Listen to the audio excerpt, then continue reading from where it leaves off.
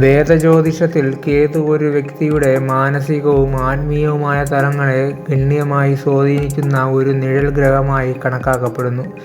അപ്രതീക്ഷിത ഫലങ്ങൾ നൽകുന്ന ഗ്രഹമായും ഈ ഗ്രഹം അറിയപ്പെടുന്നു. കേതു ബുധന്റെ രാശിയായ കന്നി രാശിയിൽ നിന്ന് മാറി സൂര്യന്റെ രാശിയായ ചിങ്ങൻ രാശിയിൽ പ്രവേശിക്കും. ഈ സംക്രമണത്തിന്റെ ഫലം ചില രാശിക്കാർക്ക് പ്രതികൂലമായിരിക്കും. കർക്കിടകം. കേതുവിന്റെ സംക്രമണം കർക്കിടക രാശിയുടെ 2ാം ഭാവത്തിലായിരിക്കും.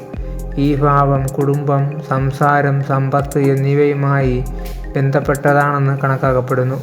ഈ സംക്രമണം കാരണം കുടുംബാംഗങ്ങൾക്കിടയിൽ അഭിപ്രായ വ്യത്യാസങ്ങളോ അകലമോ വർദ്ധിച്ചേക്കാം. ഇത് കുടുംബത്തിൽ സന്തോഷം കുറയാനും നിങ്ങളുടെ മാനസിക ആശങ്കകൾ വർദ്ധിപ്പിക്കാനും കാരണമാകും. സാമൂഹിക തലത്തിൽ സംഭാഷണങ്ങളിൽ ഏർപ്പെടുമ്പോൾ സംയമനം പാലിക്കുക.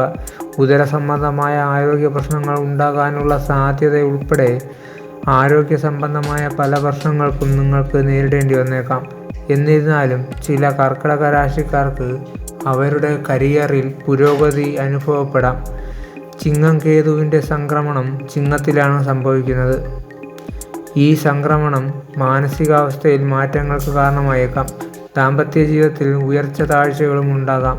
കേതുവിൻ്റെ സംക്രമണ സമയത്ത് നിങ്ങളുടെ ലക്ഷ്യങ്ങൾ നേടിയെടുക്കാൻ നിങ്ങൾക്ക് കഠിനാധ്വാനം ചെയ്യേണ്ടി വന്നേക്കാം.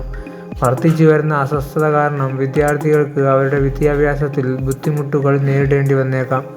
ബിസിനസ്സിലെ അസ്ഥിരത കാരണം സാമ്പത്തിക പ്രശ്നങ്ങൾ ഉണ്ടാകാനും സാധ്യതയുണ്ട്.